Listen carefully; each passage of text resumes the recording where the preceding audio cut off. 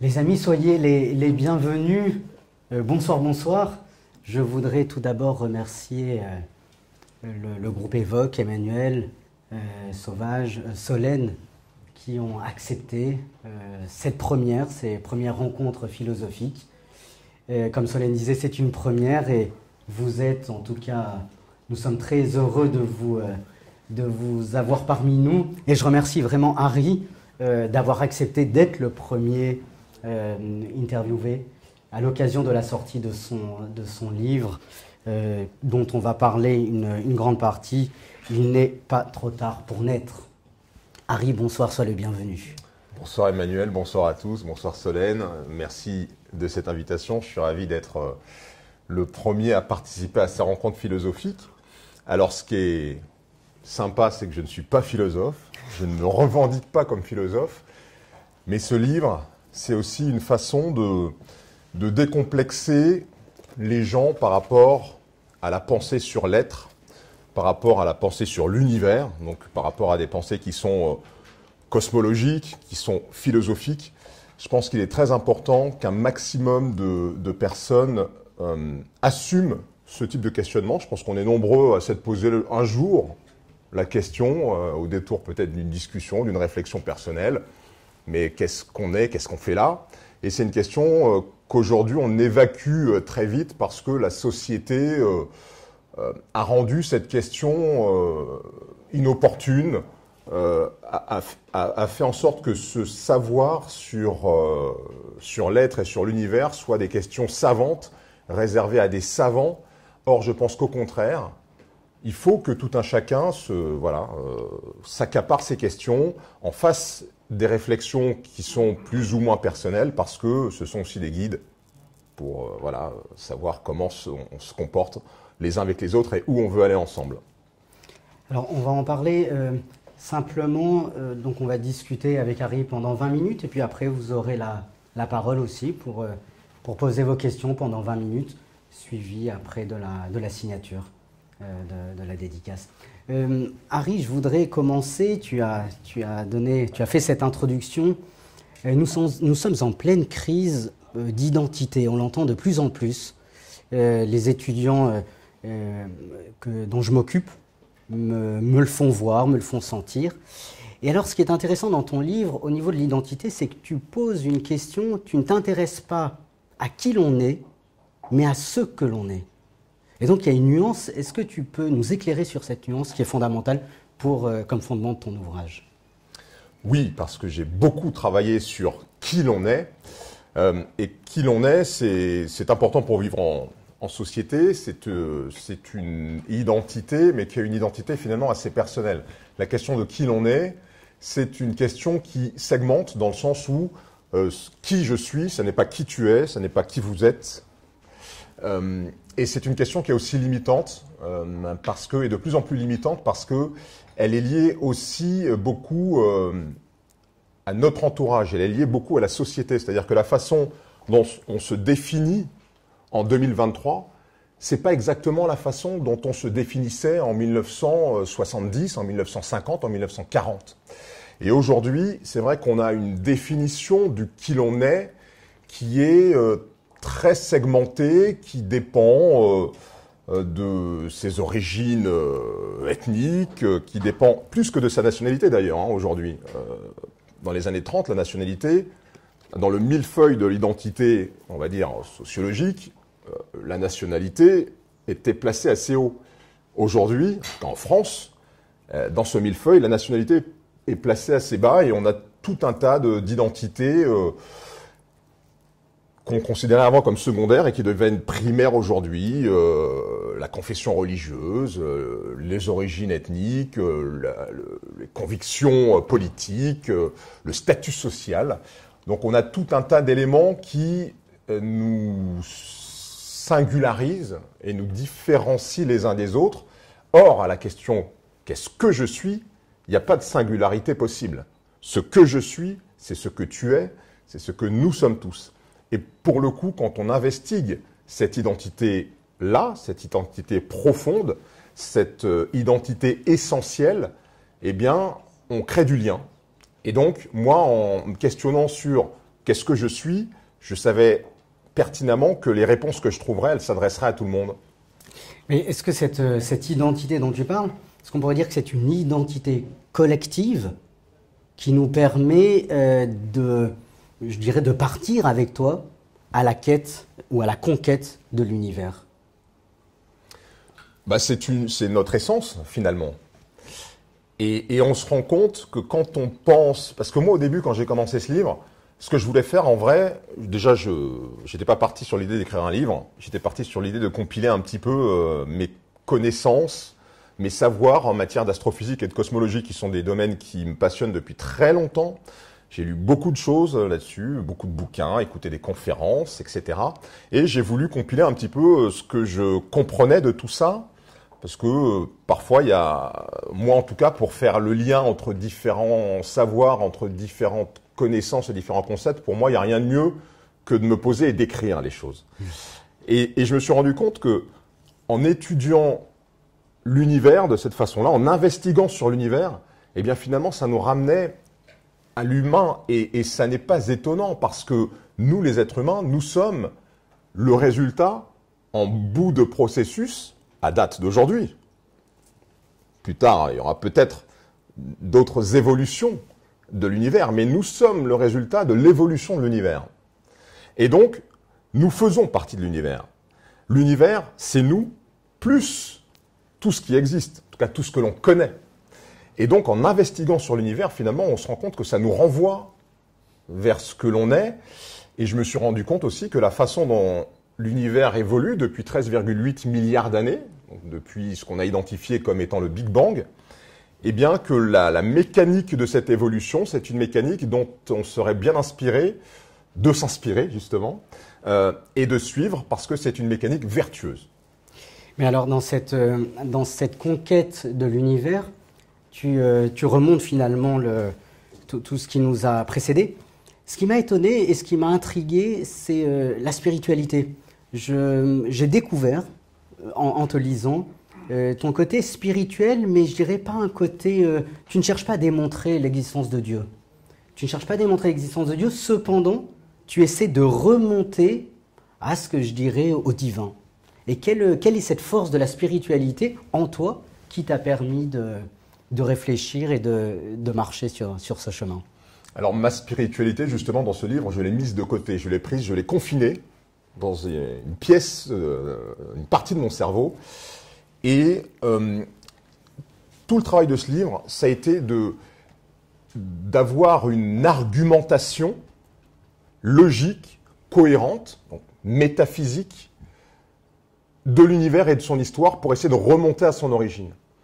Et la première question qu'on doit se poser quand on fait un travail comme ça, c'est est-ce que notre façon de penser le monde, est-ce que notre logique, est-ce que notre façon de penser le monde, elle est conforme à ce monde? Est-ce que la façon dont on décrypte l'univers, c'est quelque chose qui fait sens ou pas? Et on se rend compte que la pensée humaine, le cerveau humain, a inventé un outil qui s'appelle l'outil mathématique. Et cet outil mathématique, il permet d'inférer l'existence d'un certain nombre de constituants qui ne sont pas observables de l'univers. Grâce à des équations, on arrive à dire il existe une particule qui a tel effet. Et cette particule, si on prend le cas du boson de Higgs, Higgs a démontré l'existence d'une particule qui... Alors, ce type de particule est spécifique, c'est un boson. Les bosons, en fait, ils permettent aux particules de matière d'exprimer un certain nombre d'interactions. Ils fixent les interactions entre les particules. Et le boson de Higgs, c'est lui qui permet de donner aux particules leur masse.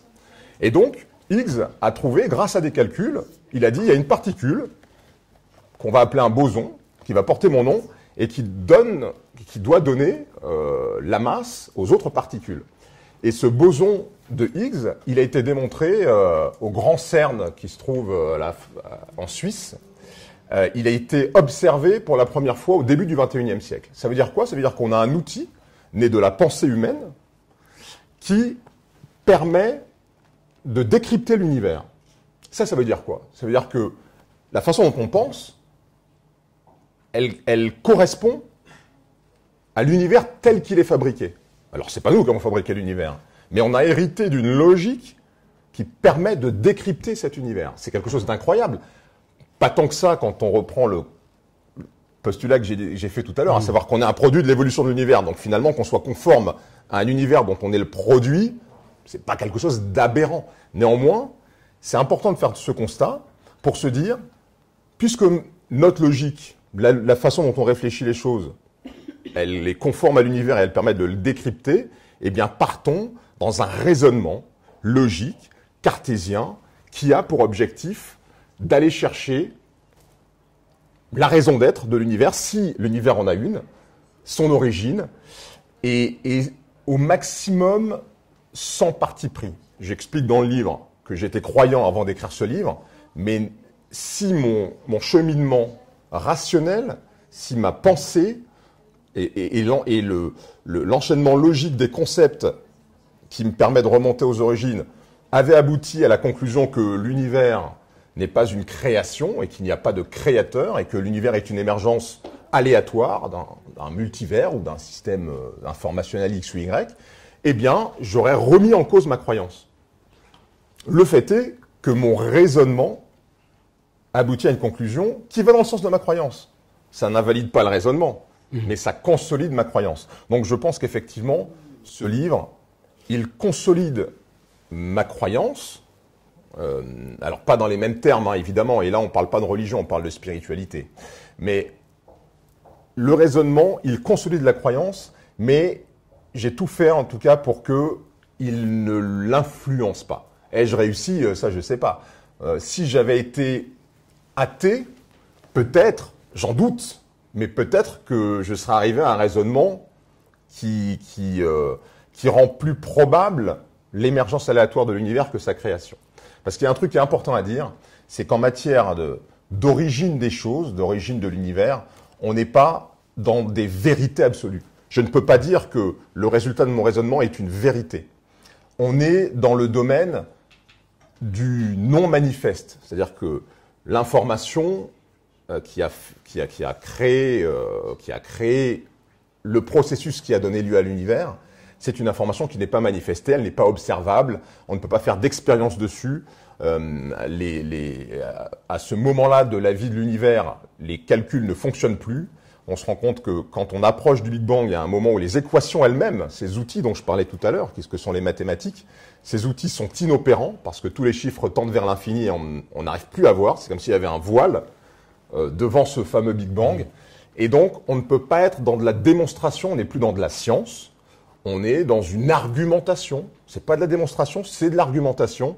On n'est pas dans la science, on est dans la métaphysique, mais on a quand même cet outil d'une pensée logique qui est moins robuste que la science, que les équations, que les expériences, mais qui a quand même une validité pour rendre plus probable une hypothèse qu'une autre. Donc la seule chose que moi je peux dire aujourd'hui, c'est que l'hypothèse d'un univers créé me semble plus probable que l'hypothèse d'un univers incréé. Ça ne veut pas dire que c'est la vérité.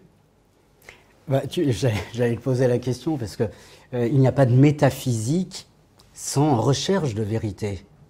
C'est le propre de la métaphysique.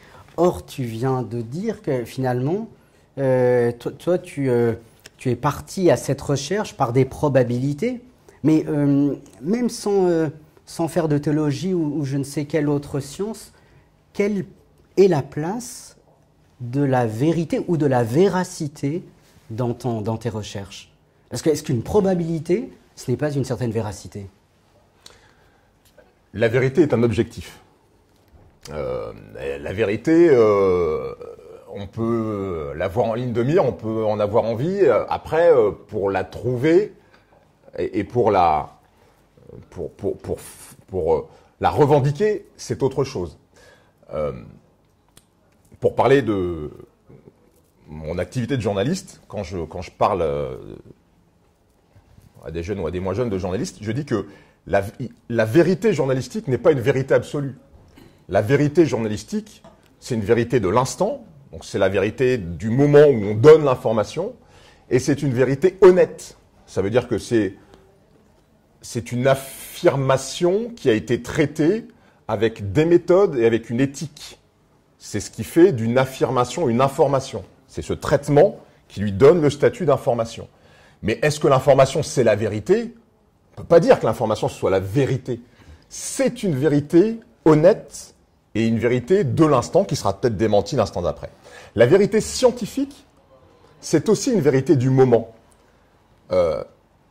Newton, lorsqu'il a écrit ses lois de la gravitation, c'était la vérité scientifique du moment, qui était une révolution par rapport à tout ce qui avait été fait avant. Lorsque Einstein a découvert la relativité générale, la vision newtonienne de l'espace et du temps a complètement changé. Donc Einstein a fait évoluer la vérité scientifique. Donc pour moi, il n'y a pas de vérité absolue et intangible en matière de pensée humaine. Il n'y a que les religions qui revendiquent des vérités absolues et intangibles. Je mets toujours un doute sur cette façon un peu dogmatique, un peu statufiée de poser les choses. Mais je crois qu'effectivement, on peut viser la vérité et on peut avoir un discours et un raisonnement qui rend plus crédible une hypothèse qu'une autre. Et je pense qu'on peut se baser déjà sur la crédibilité pour dire que voilà, on est plutôt sur la bonne voie et que les choses se sont probablement passées de cette façon-là. C'est passionnant. C'est passionnant. J'ai plein d'autres questions à poser, mais je voudrais quand même venir à un autre thème qui est de la temporalité. Tu parles beaucoup de temps, de temporalité, et je te cite, tu dis que l'univers est un processus qui intègre le temps. Formidable, je conçois. Cependant, quand je lis Saint-Augustin dont tu parles, je le cite quand il dit « Qu'est-ce que le temps ? Quand personne ne me le demande, je le sais. Dès qu'il s'agit de l'expliquer, je ne le sais pas. » Peux-tu nous l'expliquer? Et vous avez 30 secondes. Alors, non, mais le temps, c'est une question fondamentale qui passionne les philosophes depuis très longtemps. Avec beaucoup d'humilité, je pense que j'ai établi une définition du temps telle que moi, je n'en ai jamais lue, telle que je ne pense pas qu'elle ait été décrite pour l'instant. Et je pense que la grande difficulté, c'est que pour l'espace, on a su se décentrer de l'univers. C'est-à-dire que pendant longtemps, on a pensé que la Terre était au centre de l'univers et que tous les astres autour tournaient autour de la Terre. On s'est bien rendu compte que ce n'était pas le cas.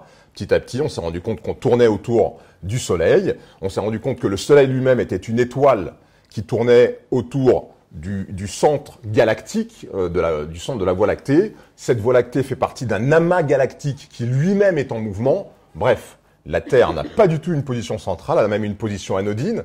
Ce qu'elle a de particulier, la Terre, c'est que les conditions y sont réunies pour une complexité informationnelle qui a permis de créer la vie, puis créer la vie intelligente. Donc elle est très particulière en cela, parce que des planètes qui réunissent l'ensemble de ces paramètres permettant de faire émerger une vie intelligente, on n'en connaît pas d'autres. Donc a priori, par rapport au nombre de planètes qui existent, elles sont rares. Donc elle est précieuse pour cela. Mais par rapport à sa position, elle ne l'est pas du tout. Pour le temps, on n'a jamais pour l'instant remis en cause le fait que notre façon de vivre le temps n'était pas le temps lui-même. Et c'est ce pas que je fais en partant du principe que ce que nous vivons, ce sont les temporalités de la matière. Alors c'est un peu compliqué, je ne vais pas pouvoir vous l'expliquer là de façon très précise, mais pour faire assez bref et peut-être un peu obscur, pardon, mais ça va être compliqué de faire court et de faire très lisible pour tout le monde, mais le temps serait lié à l'émergence des champs quantiques qui font l'univers. Ces champs quantiques qui font l'univers, ils fluctuent grâce à l'énergie. L'énergie les fait fluctuer et ces fluctuations créent le temps. Et ces fluctuations créent aussi la matière, parce que ce sont les fluctuations des champs quantiques du vide qui créent les plus petites briques de matière qu'on connaisse et qu'on appelle les fermions, qui sont les petites briques élémentaires qui font les noyaux des atomes et les atomes eux-mêmes, parce que les électrons sont considérés comme des fermions. Et donc, ces vibrations des champs quantiques du vide font le temps. Mais la matière, donc tout ce qui est fait d'atomes, tout ce dont on est fait et tout ce avec quoi on interagit, c'est fait d'atomes. Les atomes, ce sont des fermions qui interagissent entre eux. Et donc, l'interaction des fermions entre eux crée dans le temps la temporalité de la matière. On pourrait se dire à quoi ça sert et quelle est la différence? La différence, c'est que la temporalité de la matière, elle est toujours orientée selon une flèche qui va du passé vers l'avenir. C'est pour ça que tout ce qui est matière est gagné par ce qu'on appelle l'entropie, vieillit, va du passé vers l'avenir, et que nous-mêmes, il n'y a aucune chance pour que, même si on fait beaucoup d'opérations de chirurgie esthétique, on pourra paraître plus jeune, mais on vieillit quand même. Et on ne pourra jamais rajeunir. En revanche, le temps lui-même, c'est-à-dire l'émergence de l'expression énergétique des champs quantiques du vide, peut aller du futur vers le passé en fonction de la dynamique de l'espace-temps. Donc ça fait partie des choses que j'explique dans ce livre de façon beaucoup plus détaillée, beaucoup moins rapide, qui laisse le temps d'intégrer un certain nombre de choses. Mais effectivement, j'ai une définition singulière du temps et je pense que cette définition elle mérite d'être partagée. Oui, complètement, mais il n'y a pas de temps sans instant. Et quelle est la place de l'instant que tu mets dans cette temporalité? Parce que c'est très difficile finalement de vivre cet instant. Oui, alors moi c'est vrai que je parle du temps physique, hein, je ne parle pas du temps vécu. Le problème c'est que sur le temps, on dit temps sur quelque chose qui a plein de significations différentes finalement. La durée, c'est vrai que c'est du temps, on considère que c'est du temps, mais le temps dont je parle, c'est le temps physique. Le temps physique, c'est le moment où la réalité se crée. Et ça, c'est le vrai présent. Le présent physique, c'est ce moment où la réalité se crée. Et ce présent physique, on n'y a pas accès, nous. Nous, en tant qu'être humain, en tant qu'être vivant, on n'a pas accès avec nos sens à ce présent physique parce que il est tellement fugace qu'il nous échappe. C'est-à-dire qu'au moment où je te regarde, la lumière qui me parvient à mes yeux, même si elle met un temps infiniment petit à me parvenir, elle met quand même quelques milliardièmes de secondes à me parvenir, parce qu'on est très près l'un de l'autre et que la lumière, ça va très vite. Néanmoins, je te vois avec un tout petit peu de retard sur ton présent physique. C'est-à-dire que le moment où la réalité, elle se construit, elle échappe à nos sens. Parce qu'il faut le temps que la lumière arrive à mes yeux, que l'information arrive à mon cerveau et que je me dise c'est toi. Et donc, ce petit temps-là fait qu'on vit tout le temps dans un présent qu'on appelle présent parce que c'est le présent de la vie quotidienne, mais qui n'est pas le présent physique. Et moi, ce qui est important pour moi dans ce livre, ce que j'investigue, c'est le temps physique et le présent physique. Et je pense qu'effectivement, en ayant accès au présent physique, c'est-à-dire à ce moment où la réalité se crée, eh bien nous, les êtres humains, les êtres intelligents, on a un pouvoir incroyable qu'on n'utilise pas suffisamment, qui est celui d'être co-créateur de cette réalité. Mais pour ça, il faut effectivement avoir accès à ce présent physique. Il y a un certain nombre de guides spirituels qui expliquent comment on peut accéder à ce présent physique et comment on peut participer, chacun à notre manière, à la création de cette réalité. Mais c'est vrai que c'est quelque chose qui n'est pas ordinaire dans nos vies au quotidien. Même le présent vécu, on le galvaude parce que ce présent vécu, on y pense rarement. On est souvent en train de penser à ce qui s'est passé avant-hier, hier, ou il y a 5 minutes, ou alors à ce qui va se passer dans 5 minutes, ou demain, ou après-demain. On est rarement en train de penser à ce que l'on vit actuellement. Et ce que l'on vit au moment présent, par nos sens, ça n'est même pas le présent physique. Ouais, donc c'est dire que toutes ces dimensions temporelles, c'est des choses qui sont passionnantes à investiguer. C'est effectivement à la frontière entre la philosophie et la science. Mais je crois que si on étudie vraiment ces notions-là, eh bien, on va découvrir que l'on est capable de faire des choses qui semblent dépasser l'entendement et cette capacité de co-création de la réalité, elle trouve des explications qui sont des explications assez scientifiques. Donc, je parle dans ce livre, je parle notamment de l'indétermination quantique, qui est cette place laissée à l'observateur pour influencer des particules quantiques, pour influencer finalement la réalité, parce que la réalité, ça part de particules quantiques qui font les atomes et qui font ce que l'on connaît, ce que l'on pense être de la matière qui a une consistance, mais tout ça est fait de particules quantiques. Et ces particules quantiques, elles ont un certain nombre de caractéristiques qui fait qu'elles ne sont pas tout à fait déterminées. Il y a des paramètres qui sont déjà déterminés et d'autres qui ne se figent qu'au moment de l'observation. Ça, c'est scientifique. Ça, vous ouvrez un manuel de physique quantique. C'est des choses qui sont connues.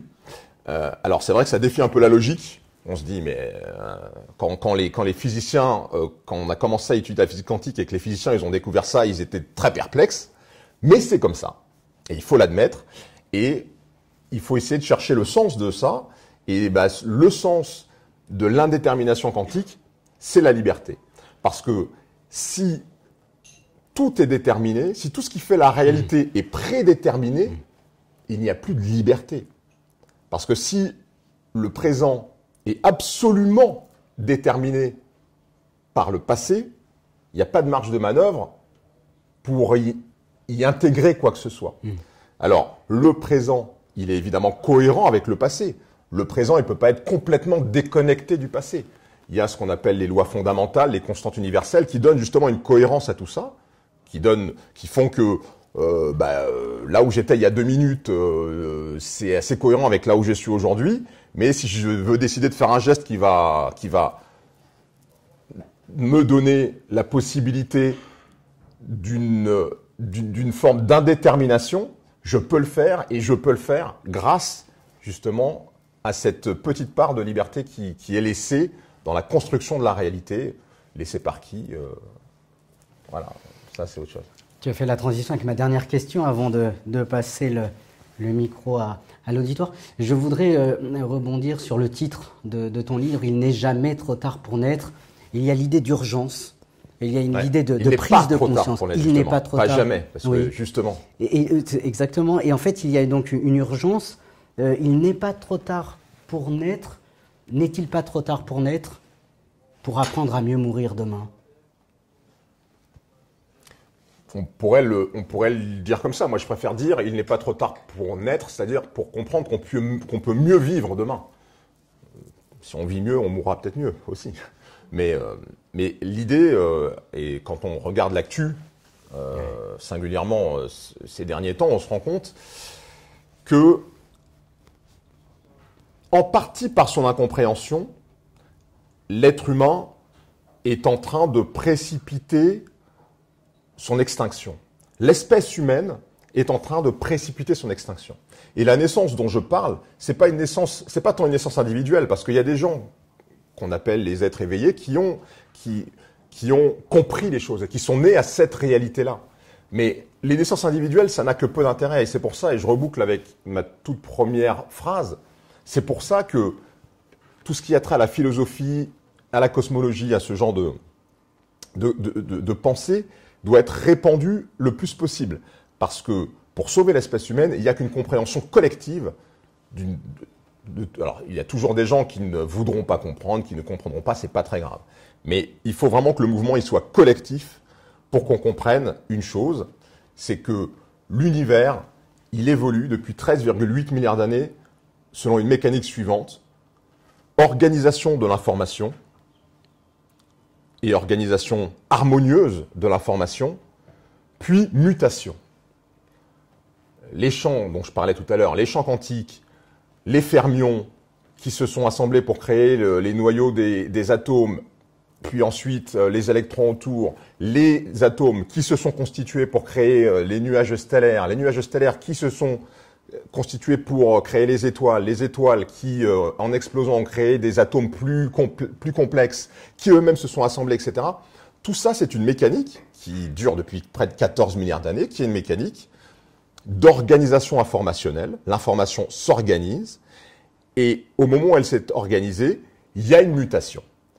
Donc, soit l'information arrive à s'organiser, soit il y a un autre phénomène qui apparaît une fois que l'information est organisée et que il y a création d'un nouvel élément, il y a ce qu'on appelle l'entropie. Et l'entropie, c'est quoi? C'est la désorganisation de l'information et c'est la disparition. Cette table, si on revient dans 100 000 ans, eh ben, elle se sera désagrégée parce que l'information qui la constitue se sera désorganisée. Eh bien, pour l'être humain, moi je pense qu'il devrait regarder cette mécanique et se dire, si on n'évolue pas de façon harmonieuse, si on ne s'organise pas pour peut-être provoquer une mutation, hein, pour reboucler avec la philosophie, j'ai découvert un philosophe qui s'appelle Claude Tresmontant, qui est un philosophe qui est pour moi incroyable, qui est assez peu connu, qui a enseigné longtemps à la Sorbonne, qui est mort en 97, donc c'est pas un philosophe ancien, mais c'est un philosophe qui a théorisé, comme d'autres, la naissance de l'homme véritable. Lui, il pense que l'homme préhistorique n'est pas l'homme véritable, le sapiens sapiens d'aujourd'hui n'est pas l'homme véritable. Il pense que l'homme véritable est à venir et c'est un homme, un être humain, un homme et une femme évidemment, un être humain qui aura compris par son intelligence la façon dont il doit se comporter avec ses congénères et la façon dont il doit se comporter avec son environnement. Il aura compris l'importance et la nécessité de l'harmonie. Et ça, la nécessité de l'harmonie, l'univers, il nous montre l'exemple depuis 14 milliards d'années. Donc je pense effectivement que cette façon de fonctionner de l'univers, on doit la connaître le plus largement possible, on doit s'en inspirer, on doit en tirer des leçons sur notre façon d'être, donc modifier sa façon d'être par sa raison d'être. Et je pense que là, on a une chance de prolonger le parcours de cette espèce humaine sur la planète, parce que si on ne fait pas ça, d'ici quelques générations, je pense qu'on sera plus là. La planète, elle, je suis pas tellement inquiet en vérité. Je pense qu'elle nous survivra et qu'il se passera peut-être d'autres choses après. Mais on a vraiment intérêt, et de façon collective, à prendre conscience de ça et à évoluer en se disant, on a un modèle, on a une boussole, suivons cette boussole, et ce, quelles que soient nos opinions, par ailleurs, qu'on peut conserver. Hein. L'idée, c'est pas de... On peut conserver nos opinions, mais ça, pour moi, c'est quelque chose de prioritaire. Et ça, en fait, ça vient de l'étude de l'univers. C'est-à-dire que l'étude de l'univers, elle nous apprend ça. C'est quand même formidable, moi, je trouve. En tout cas, ce que je peux te dire, c'est que ton livre est une boussole pour nous aider à comprendre tout cela. Merci beaucoup. Merci, merci. Harry. Les amis, je vais faire passer le micro, donc n'hésitez pas si vous avez des questions.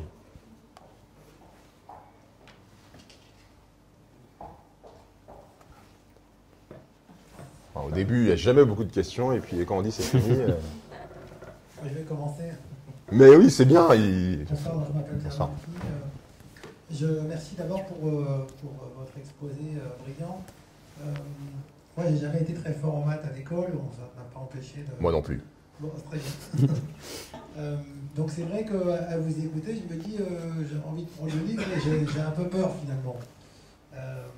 Mais si je suis d'accord avec tout ce que vous avez dit, d'une manière générale, et en tout cas vivre de manière harmonieuse, que si on ne fait rien, effectivement, on va précipiter la fin du monde, etc. Là, je suis tout à fait d'accord.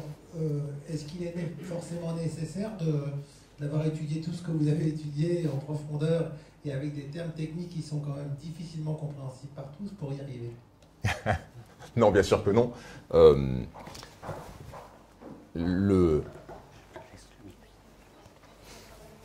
Il y a plusieurs choses. Je parlais tout à l'heure de la logique dont on a hérité. Je pense qu'on a hérité aussi, mais il faut savoir l'écouter. Parce que là, c'est pas simple. Parce qu'on est traversé, nous les êtres humains, par plusieurs courants différents. On est traversé par l'empathie, par le sens de l'autre, par le sens du bien. Mais on est aussi traversé par la colère, par l'énervement, parfois par la haine, quand les événements nous y conduisent. Et c'est vrai que c'est pas facile de faire le tri là-dedans. Donc, certaines personnes, sans ne rien connaître, ni à la raison d'être de l'univers, ni à la mécanique de l'univers, vont spontanément se diriger vers le bien et vers l'harmonie. Il y en a plein des gens comme ça. Je dis juste que c'est une aide. Je pense que c'est un bâton sur lequel on peut s'appuyer pour se dire que c'est dans ce sens-là qu'il faut qu'on aille. Parce qu'il y a quand même ces courants contraires qui nous poussent à aller dans l'autre sens, dans le sens de l'entropie et de la disparition. Donc, non, on n'est pas obligé. 2, dans ce livre, il y a 0 équation. Il n'y a pas d'équation, il n'y a pas de maths. Je suis pas bon en équation. Les maths, j'adore l'esprit des maths, mais je suis pas bon en mathématiques. Donc, ce ne sont que des concepts. Et là, j'ai utilisé des mots qui sont un peu compliqués, mais tous ces mots, ils sont définis dans le livre. On a travaillé aussi la maquette de ce livre avec Jouvence Édition pour en faire un peu la patronne des éditions Jouvence. Elle a travaillé dans la collection Pour les nuls, là, vous savez, l'histoire pour les nuls. Donc, il y a beaucoup d'encadrés, de petites choses qui permettent vraiment d'avoir toutes les infos. Et honnêtement, celui qui veut comprendre, alors évidemment, c'est pas comme quand on lit une bande dessinée. Il faut s'employer un petit peu. Mais pour qui veut comprendre, il y a tout ce qu'il faut pour comprendre. Et comme je le disais au début, moi, je veux décomplexer l'accès à cette connaissance. Moi, j'ai fait le taf, alors que je ne suis pas astrophysicien, je ne suis pas mathématicien, je ne suis pas philosophe. Et je pense que le résultat de ce livre, il s'adresse à tous ceux qui veulent comprendre. Il n'y a pas besoin d'avoir eu un prix Nobel pour comprendre ce qui est écrit dans ce livre.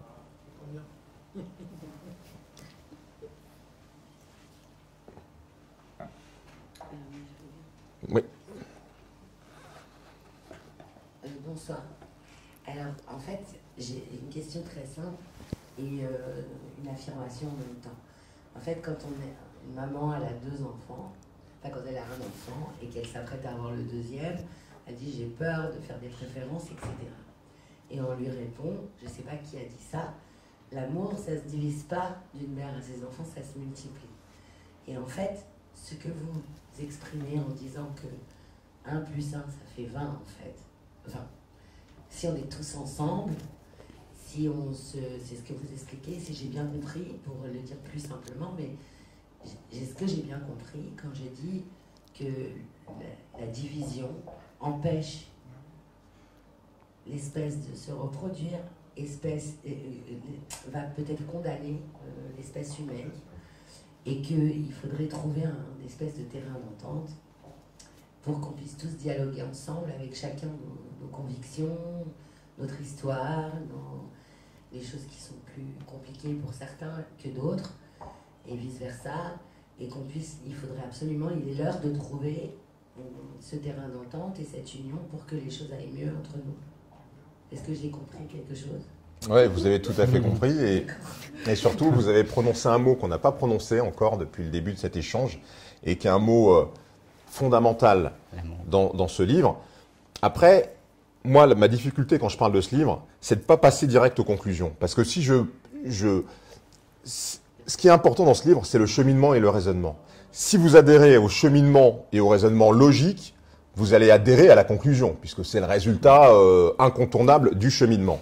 Si je donne les conclusions comme ça, sans parler du cheminement, vous serez en droit de me dire, mais c'est un peu n'importe quoi, qu'est-ce que vous...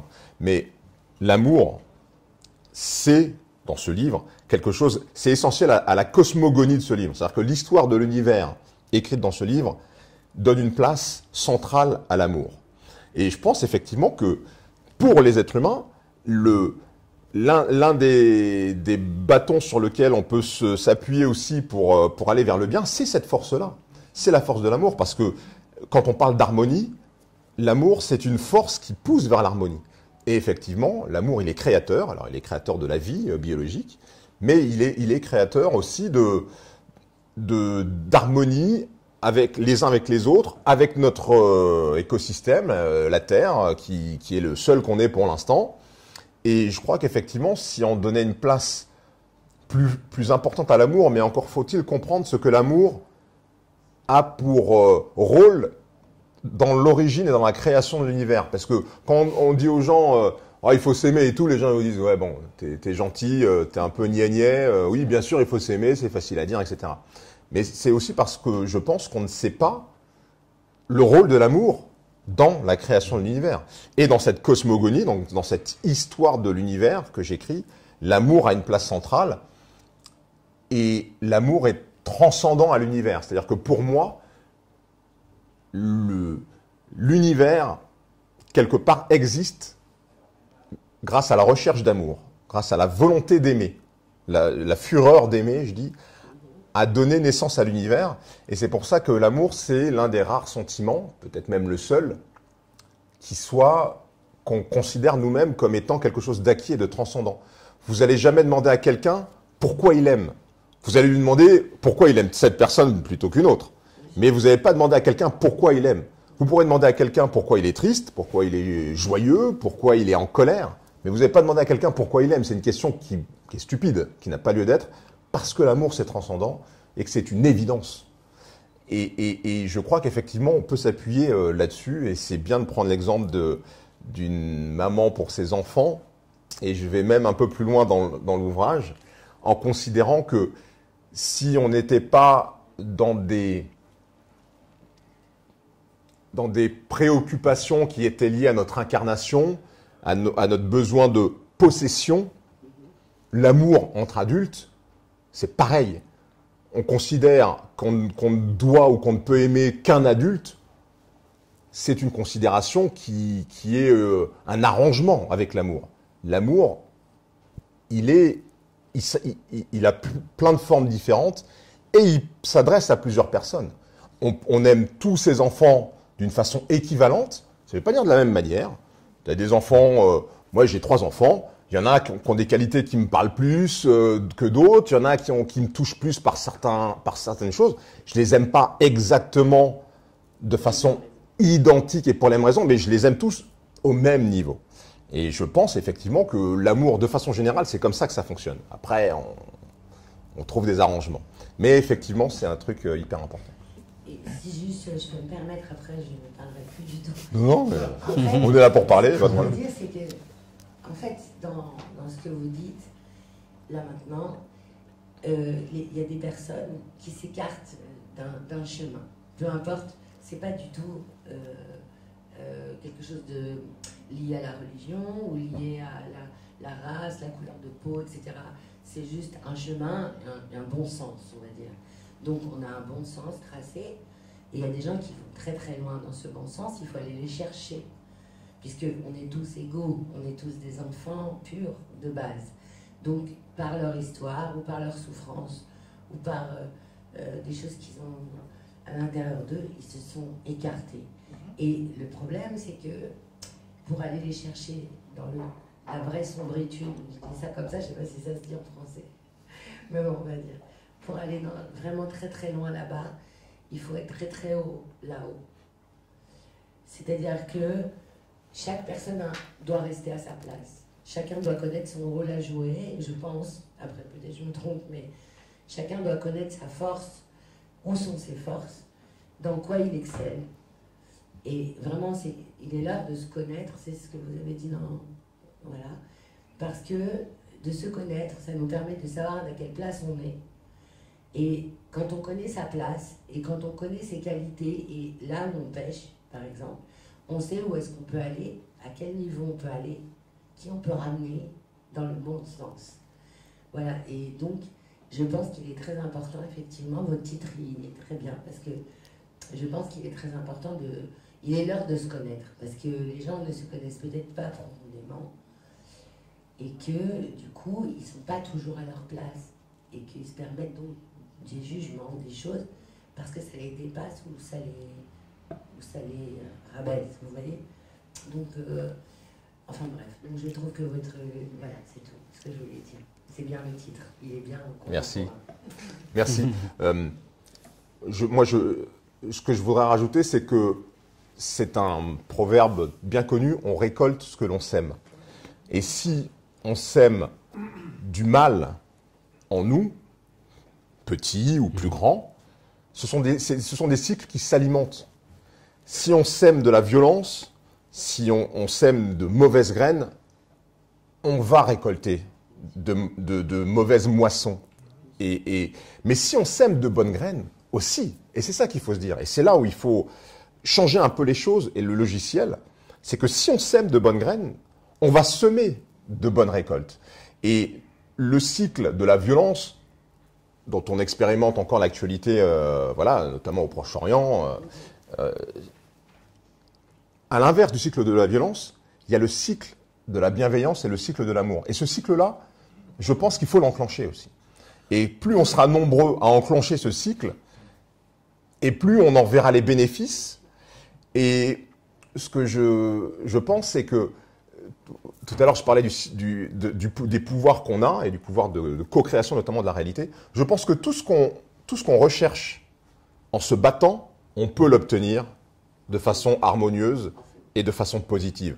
Mais on ne le sait pas. On pense que pour survivre, on pense que pour assurer sa sécurité biologique, matérielle, on pense qu'il faut le faire aux dépens de l'autre. C'est pas vrai. Il faut juste avoir la connaissance, donc naître à cette connaissance qu'on peut avoir tout le confort qu'on veut, tout le bien-être qu'on veut, d'une autre façon. Et d'une façon qui ne nuise pas à l'autre. Et une fois qu'on aura compris ça, la dynamique, elle va changer. Et moi, je vais vous dire, l'espoir que j'ai, c'est que les petits-enfants de mes enfants, peut-être même les enfants de mes enfants, pourquoi pas, eh bien, ils aient une façon de voir le monde et de penser le monde complètement différente de celle qu'on a aujourd'hui. Et c'est ces petites graines, ce bouquin en fait partie, c'est les petites graines qu'on sème aujourd'hui qui va peut-être faire en sorte que dans 2, 3 générations, eh bien, on ait une humanité qui pense complètement différemment de nous. Et ça, c'est possible. C'est pas une utopie. C'est pas quelque chose de naïf. C'est quelque chose qui est possible. Mais il faut engranger ce cycle vertueux. Merci.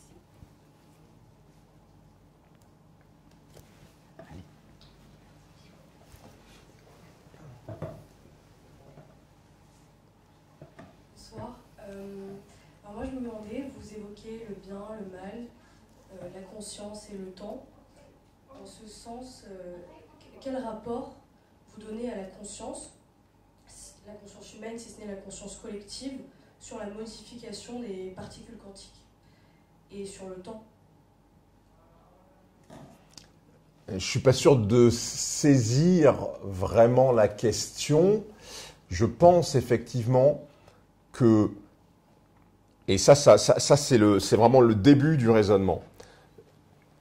Je pense que l'existence n'a pas d'opposé. L'opposé de l'existence, on pourrait considérer que c'est le néant. Mais le néant, c'est un non-concept. Le néant, il est impensable. À partir du moment où vous commencez à penser le néant, c'est plus le néant, c'est quelque chose. C'est quelque chose qui est dans votre tête. À partir du moment où vous écrivez néant, c'est plus le néant. Voilà. Donc, le néant, c'est un non-concept qui est impensable. Et donc, le néant exclut l'existant. Si le néant était, eh ben, il n'y aurait rien. Et on ne serait pas là pour y penser. Et à contrario, l'existant exclut le néant. Donc nous existons. Donc le néant est un non-concept. L'existant n'a pas d'opposé. Ça veut dire qu'il y a toujours eu de l'existence. De tout temps, il y a eu de l'existence. Parce que l'existence ne peut pas émerger du néant. C'est soit l'existence, soit le néant. Le fait est que c'est l'existence puisque nous existons. Et donc, s'il y a toujours eu de l'existence, ce qu'il faut déterminer, c'est quelle est la nature de l'existant premier. Puisqu'on a dit tout à l'heure que l'univers, c'est un processus. C'est pas un objet figé, c'est un processus qui a une histoire et une histoire qui allait des champs quantiques vers la complexité de plus en plus importante et en bout de chaîne, de ce que l'on en sait, il y a la vie intelligente dont on est des ambassadeurs. Eh bien, cet existant premier, qu'est-ce que c'est? Pour moi, c'est un champ d'information, effectivement, qu'on peut appeler conscience, mais c'est un champ d'information qui, lui, est éternel et infini. J'explique comment ça se passe dans le bouquin. Là, j'aurais du mal à rentrer dans ces détails-là. Mais ce champ d'information qui est à l'origine de l'existant, et qui est donc à l'origine du processus qui a donné naissance à l'univers dans lequel on est, eh bien, ce champ d'information, on peut considérer qu'effectivement, nous, les êtres humains, alors là, c'est très... Enfin, je suppute, j'ai aucune preuve là-dedans, mais je pense effectivement que l'être humain a la capacité de se connecter à ce champ d'information, de là où on tire nos intuitions, nos aspirations, l'inspiration, toutes ces choses qui arrivent. Je pense que c'est une connexion que nous avons, nous, en tant que création complexe de l'univers, avec ce champ d'information qui, lui, est en dehors du temps. Parce que le champ d'information primordial, il est en dehors du temps. Le temps, comme je le disais tout à l'heure, a émergé à partir du moment où de l'énergie a permis le changement informationnel.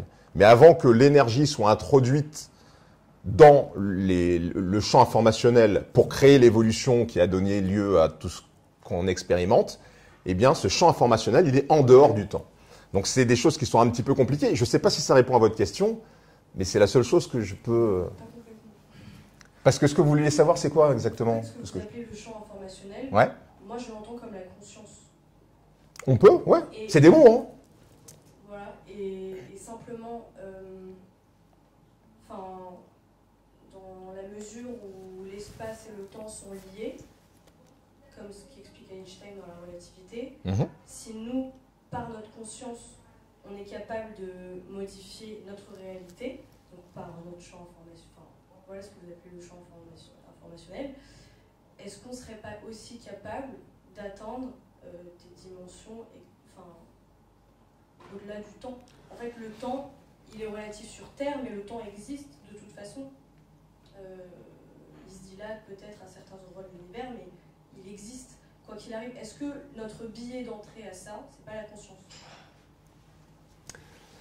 Encore une fois, je pense que si on a cette capacité que je décrivais à l'instant de se connecter à ce champ informationnel qui est en dehors du temps, il est très possible, effectivement, que nous ayons la capacité de recevoir des informations qui ne sont pas contraintes, comme je le disais tout à l'heure, par nos temporalités. Je disais tout à l'heure que nous, on est contraint par la matière qui nous compose, par les atomes qui nous composent, on est contraint à une temporalité qui va forcément du passé vers l'avenir. Ça, c'est quelque chose auquel on ne peut pas échapper biologiquement. Mais par cette connexion, il est possible que certaines personnes, par exemple, aient accès à des informations qui soient dans notre avenir. Moi, je n'exclus pas du tout la possibilité pour certaines personnes d'avoir accès à des informations qui ne sont pas dans l'avenir tel que nous, on le vit dans notre bulle d'univers et dans notre conception matérielle des choses. À partir du moment où vous pensez qu'il y a une dimension informationnelle qui est, elle, en dehors du temps tel qu'on le connaît, donc dans cette dimension, le passé, le présent et l'avenir sont mélangés. Je vais prendre un exemple qui va permettre d'éclairer les choses et que j'utilise dans ce livre. Et c'est un exemple que j'ai récupéré des frères Bogdanov, qui étaient des amis, des amis que je connaissais en tout cas, et que j'admirais beaucoup. Et on appelle ça la métaphore du DVD. Quand vous regardez un film avec un DVD, vous prenez le DVD, vous le mettez dans le lecteur de DVD.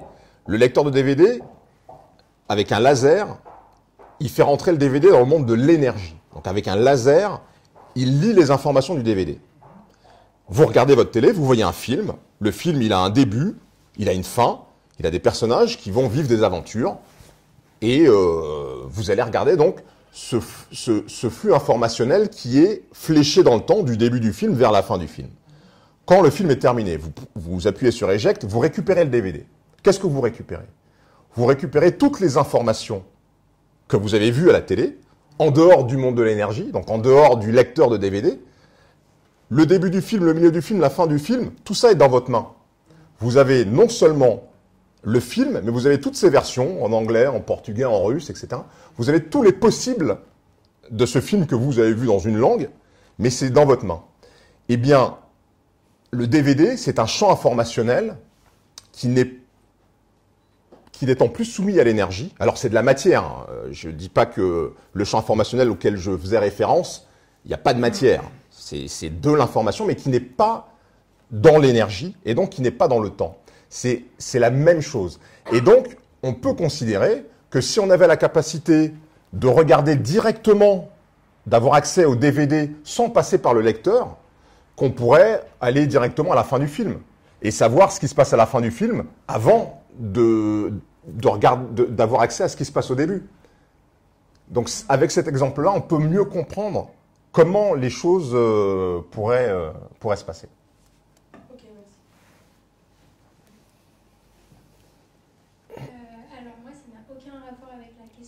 Posé précédemment, mais tout à l'heure vous parliez du cycle de l'amour, comme quoi il faut semer de l'amour pour les générations futures, et comment vous estimez mettre cela en place, donc c'est un peu plus concret, mais dans un monde qui est marqué par une empreinte de plus en plus individualiste, égoïste.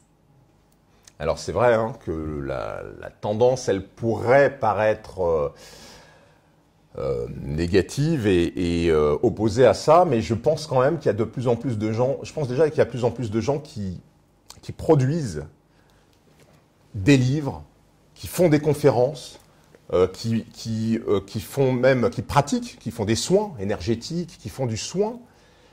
Et ça, c'est une vraie tendance. Et il y a de plus en plus de gens qui vont subir ces soins, qui vont lire ces livres et qui s'intéressent à ça. J'étais au salon Zen, porte de Champéret, il y a 3 semaines, un peu moins même. Eh bien, il y a de plus en plus de gens qui vont se faire masser, qui vont se faire des soins holistiques, le Reiki, tout ça. Bon, je ne connais pas grand-chose. Mais ce que je ressens en tout cas, et même par rapport à ce livre, je pense que si j'avais écrit un livre comme ça dans les années 60 ou 70, peut-être pas 70, parce qu'en 70, justement, on commençait à partir sur ces trucs-là. Mais les réactions auraient été beaucoup plus violentes et beaucoup moins positives. J'ai beaucoup de réactions positives. Pour l'instant, j'ai énormément de réactions positives à ce livre. Ça veut dire, je pense que il y a quand même chez les gens, ils sont prêts en fait. Ils ont envie de ça. Et ils l'expriment de plein de façons différentes. Donc, si on regarde les choses que par le biais de l'actu qui, par définition, traite de ce qui fonctionne pas, de ce qui dysfonctionne, de ce qui pose problème, on va avoir cette impression, et comme l'info elle est de plus en plus présente dans nos vies, on a l'impression que le monde y va mal. Mais le monde il va mal, on a l'impression qu'il va mal parce qu'on a accès à plus d'informations qui sont effectivement, qui relatent des choses négatives. Mais le monde il va pas globalement plus mal qu'il y a 20 ans, et je pense même qu'il y a de plus en plus de gens qui vont vers le bien. Donc moi, je suis optimiste. Je ne dis pas que ça va être facile, mais je pense qu'il y a une vraie dynamique, en tout cas, qui est en train de se mettre en place et qui peut nous sauver, parce que c'est ça le but, en fait. Hein. Le but, c'est sauver l'humanité d'une extinction vers laquelle elle se précipite si elle continue, effectivement, à fonctionner comme elle fonctionne dans les cycles de violence et dans les cycles de haine, quoi. Du coup, ça m'a donné une autre question suite à vos réponses. Je ne sais pas trop comment la formuler, mais est-ce que vous ne pensez pas que ce cycle d'amour, comme vous dites, qui peut être transmis via de l'achat de livres ou se faire masser, etc., n'est pas un peu, je dirais, discriminatoire parce qu'il y a des personnes qui n'auront pas forcément le capital culturel ou économique similaire que d'autres, et donc des personnes ne vont pas s'informer de la même façon. Vous avez raison, et malheureusement, moi je dis souvent, le type de recherche que j'ai faite là, c'est une recherche de gens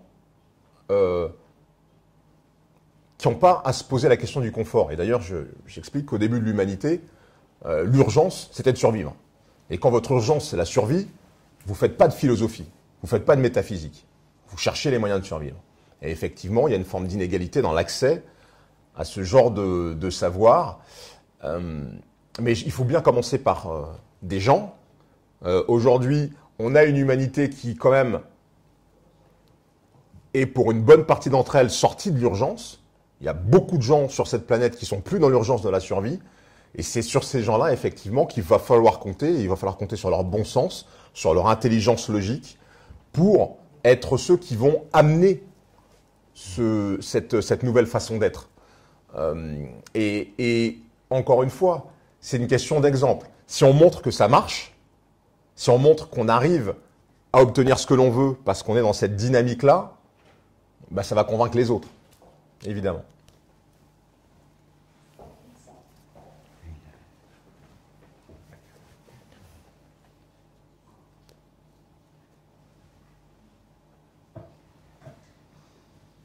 Bonjour à tous. Merci à vous, Harry, de partager effectivement, on va dire, votre mindset, voilà, votre vision de la vie, et aussi d'aller plus loin par rapport à, on va dire, à tous ces concepts liés, on va dire, à la vie. Alors moi, je suis psychologue du travail, hein, je suis assez implanté dans le bien-être. J'ai vraiment le sentiment que vous cherchez à faire le bien, et ça enfin voilà, moi je le partage tout à fait. J'ai une question fondamentale, c'est par rapport à votre livre. La question c'est, est-il le temps de se consacrer à l'amour, en fait? C'est vraiment ça, c'est n'est-il pas le temps de se consacrer à l'amour? Et pour aimer, il faut apprendre à se connaître, dans un premier temps, et aussi, quand on se connaît, on peut apprendre à connaître l'autre. Et le monde est assez binaire, c'est-à-dire qu'on a l'amour, mais pour donner de l'amour, il faut apprendre aussi à se décentrer et à aller plus loin que le concept de la peur. Et si on a peur, on n'arrive pas à comprendre l'autre, on n'arrive pas à aller vers ce cycle d'amour. Et ça, c'est une question qui est fondamentale. Voilà, et je pense que vous deviez répondre à votre livre. Ouais, tout à fait, ouais. Je pense qu'effectivement que les deux forces motrices dans l'univers et qui s'expriment beaucoup à travers l'homme, c'est l'amour et la peur. C'est les deux choses. C'est soit on fait le choix de l'amour, soit on ne fait pas le choix de l'amour, souvent parce qu'on a peur. La peur, c'est pas quelque chose de vraiment condamnable, mais je pense qu'effectivement, la peur, ça se combat par la compréhension. Plus on comprend les choses, et moins on a peur des choses. C'est pour ça que la compréhension, elle est importante. C'est pour ça que ce genre de bouquin est important, je pense. Tout à fait. Et pour justement vaincre la peur, on agit à partir de là. Et on agit pour le bien collectif. Ah, une fois que la peur est mise à distance, on peut effectivement agir pour le bien de l'autre. Ouais. Et donc à la survie de l'humanité. C'est l'idée. Bah, je vais y aller avec attention. Est-ce que quelqu'un veut parler?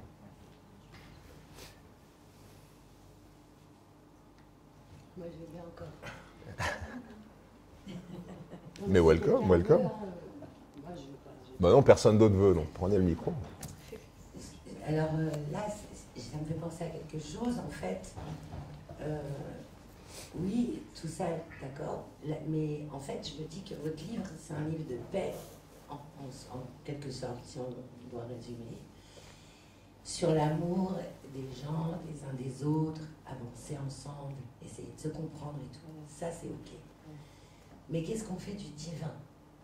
C'est-à-dire de la foi qui empêche la peur, je pense. C'est-à-dire que dès lors qu'on considérerait qu'on est relié à quelque chose qui n'est pas palpable, mais peu importe dans quelle foi on est encore une fois, mais dès lors qu'on a la foi en nous, qu'on est habité par ça, on sait très bien qu'on n'est pas maître de notre arrivée, de notre départ, des épreuves qu'on va devoir affronter dans notre vie, des joies qu'on va avoir aussi, pourquoi pas. Il n'y a pas que des épreuves. Et donc, que c'est presque tracé. Vous voyez ce que je veux dire? Donc, à quelle part vous accordez à ça? Je sais que vous avez bien précisé au début que vous avez essayé de vous abstraire totalement de ça. Mais néanmoins, est-ce que ça, c'est pas plus fort que tout? Vous voyez?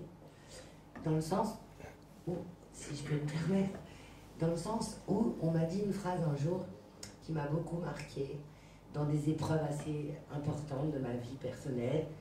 On m'a dit « Dieu n'envoie à ses plus hautes épreuves qu'à ses plus fiers soldats ». Et dans ma tête, j'ai compris cette phrase après, j'ai réfléchi à cette phrase en me disant que finalement, les choses sont bien faites.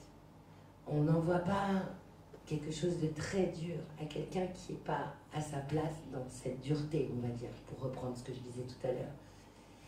Les choses sont bien faites, mais donc, ça veut dire que si Dieu existe pour la plupart des gens, ou je sais pas, on l'appellera peut-être pas Dieu, mais en tout cas quelque chose qu'on ne palpe pas. Alors si c'est pour moi Dieu, pour d'autres autre chose. Les énergies, par exemple, j'ai remarqué aussi que, et je m'excuse d'être un peu longue, mais par exemple, on dit quand pense bien, tout ira bien. C'est-à-dire que si par exemple mon enfant est dans une situation compliquée, même à des milliards de kilomètres de moi, si moi je me dis tout va bien aller, ma fille sera bien, je lui envoie que des bonnes choses, alors on peut être sûr que les énergies que je vais envoyer à ma fille seront tellement bonnes que ça va passer par là-haut et il va lui renvoyer, pour moi c'est Dieu parce que je suis croyante, mais pour d'autres c'est autre chose, il va renvoyer comme un boomerang, enfin pas comme un boomerang, ça va faire l'aller-retour, je veux dire, dans ce sens-là, entre elle et moi, et que tout va bien aller. Donc est-ce que ça, vous le considérez malgré que bien que vous n'ayez pas vous soyez abstrait de cette idée religieuse, on va dire. Mais malgré tout, ce que vous appelez, vous, quelque chose de métaphysique, pour reprendre ce que vous avez dit, des choses qui nous dépassent, est-ce que, malgré tout, votre livre, c'est pas la foi et la paix? Alors, quand je parlais du champ informationnel primordial tout à l'heure, qui est à l'origine de tout, on peut l'appeler Dieu, on peut l'appeler comme on veut. Oui. Moi, la seule chose que je mets à distance concernant les religions, c'est effectivement l'aspect un peu dogmatique et un peu figé. Moi, je pense, par exemple, l'assertion suivante, tout est écrit, j'y crois pas. Tout n'est pas écrit. Un certain nombre de choses sont écrites. Il y a encore une fois des constantes universelles, des lois fondamentales qui font que l'aujourd'hui est cohérent avec l'hier, que le moment présent est cohérent avec le moment passé et sera cohérent dans une certaine mesure avec le moment futur. Mais je pense que nous avons une part qui nous est laissée justement pour interagir avec cette réalité, pour la co-créer, au-delà de ce qu'on pense pouvoir le faire. Et quand vous disiez tout à l'heure, ça j'y crois, que si par exemple vous envoyez des pensées positives par rapport à la situation de votre fille, c'est pas magique, mais je pense que ça peut l'aider. Parce que je pense effectivement que si il y a des penseurs, et là je pense à comment il s'appelle, Joseph Murphy, le docteur Joseph Murphy qui a beaucoup travaillé là-dessus. Il pense lui qu'en programmant son subconscient, donc en se répétant des choses qu'on veut, on programme son subconscient, et le subconscient, lui, il est connecté au présent physique. Parce que le subconscient, lui, il est présent à chaque instant. Quand vous faites un mouvement réflexe, en fait, c'est votre subconscient qui commande à votre corps. Et donc, le subconscient, lui, il serait capable, quand on le programme, d'influencer cette co-création de la réalité. Et donc, je pense effectivement que si on se persuade d'un truc, qu'on se le répète comme un mantra, cette chose-là, au bout d'un certain temps, les opportunités vont se présenter pour que ça se réalise. Donc ça veut dire que tout n'est pas écrit à l'avance. Et je pense effectivement que les religions, quelles qu'elles soient, basées sur de fortes intuitions qui sont liées à ce qui me semble être une vérité, en tout cas argumentable, comme je le disais tout à l'heure, ont construit des histoires, pour faire passer la connaissance au plus grand nombre, personnifié un petit peu ce champ informationnel en lui donnant un visage, un nom, etc., etc.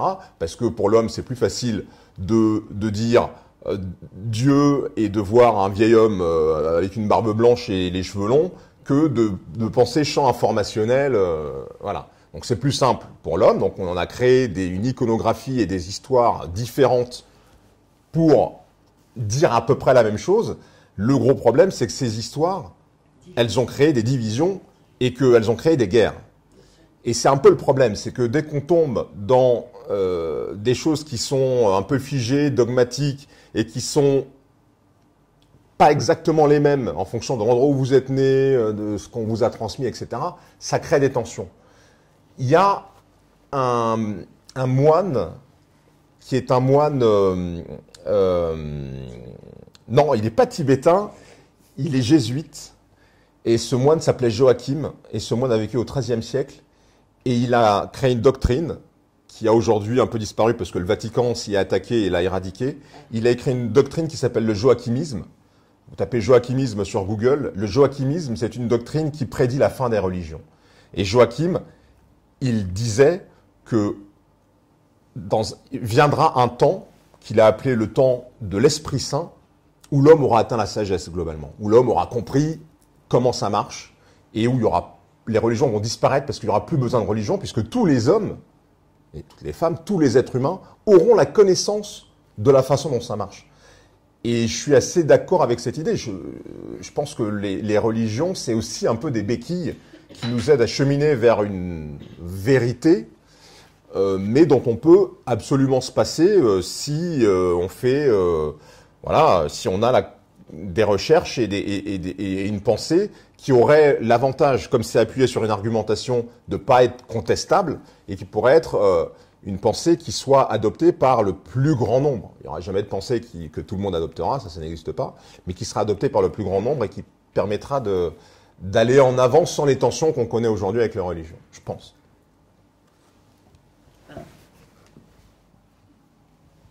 Il y a encore une question ou pas? Ce que je vous propose, c'est que nous poursuivions... C'est de boire un verre. Exactement. Et je voudrais conclure par une citation, je crois, Harry, qui caractérise qui tu es et le travail que tu as fait, citation d'Einstein, qui souligne l'intuition est le maître, le raisonnement, le serviteur. Merci d'avoir eu cette intuition d'écrire ce livre par un raisonnement passionné, passionnant et pertinent. Les amis, il n'est pas trop tard pour naître, il n'est pas trop tard pour acheter le livre. Ici. Ça, c'est très très bon. Voilà. C'est une très belle conclusion. Merci Emmanuel. Merci à vous.